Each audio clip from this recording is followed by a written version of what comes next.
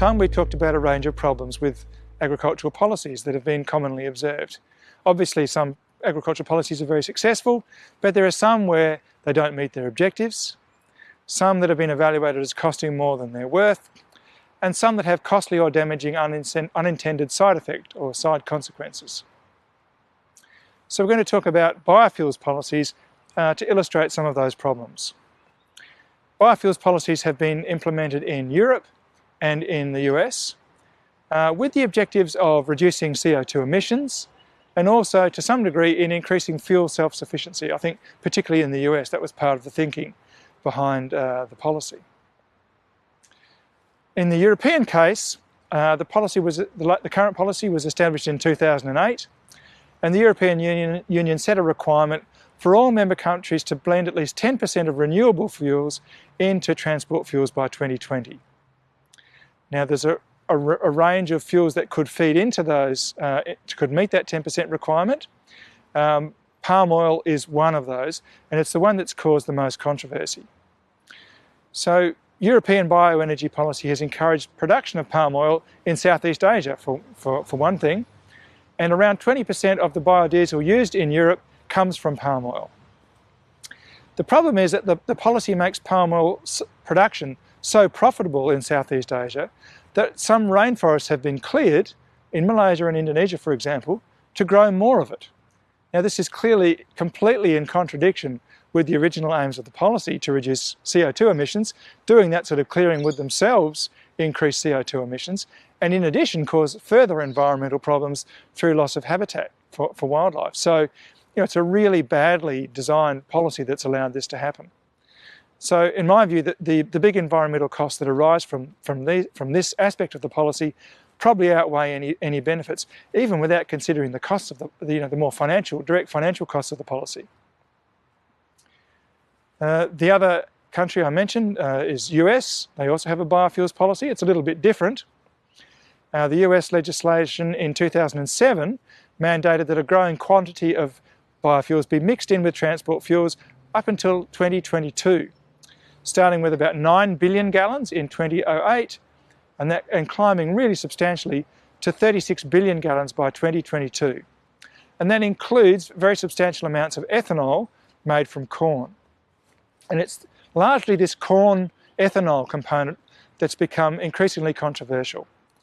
So critics of the program have been pointing out or arguing that land previously set aside for conservation purposes has increasingly been converted into corn production, so gone back into agricultural crop production because this corn production for ethanol has been so profitable that again it's caused this unintended consequence of environmental costs that are offsetting the intended environmental benefits of using a renewable energy source.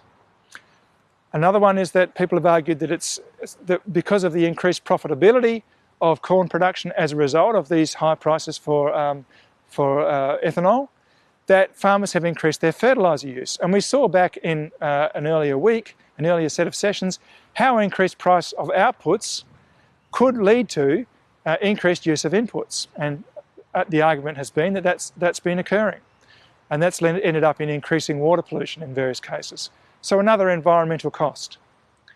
Then there's the fact that the high prices of corn for ethanol production have led to a diversion of corn to fuel production away from food provision. And this has increased food prices. And it's expected or suspected that that contributed to some degree to the 2007 food crisis, which we talked about in week 1. The next issue is around whether or not this program is really meeting its original objectives anyway. The reductions in CO2 that result from the use of corn ethanol are not that large once you factor in the CO2 costs involved, the CO2 required through fuel and so on in actually creating the ethanol in the first place.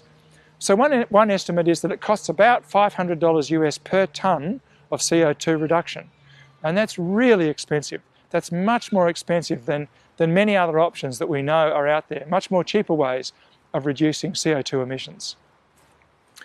Further, some specialists have argued that the adverse effects on climate from nitrous oxide emissions that result from biofuel production would outweigh the CO2 reductions anyway.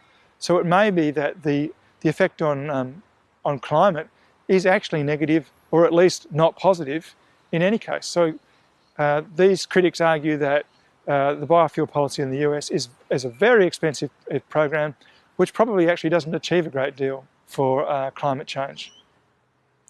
Maybe it achieves something for fuel self-sufficiency, but not a lot for climate change. So this has been a raging debate in both Europe and the US. There have been very strong positions put and strong arguments for reforming or even repealing their bioenergy policies. However, of course, there are strong interests, vested interests in maintaining and continuing the existing policies. They make a lot of money for some people. So that illustrates a really important principle about establishing new agricultural policies.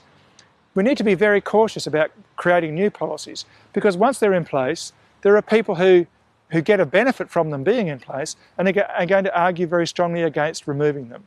So it's important not to just quickly and without great care put policies in place, because they're probably going to be hard to get rid of, even if you decide that you want to. So, in summary, biofuels policies are hotly debated both in Europe and the US. They've caused a range of problems, and in my view, they operate without generating sufficiently carbon dioxide reductions to really be worth the cost that we have to bear to put them in place, or that taxpayers have to bear.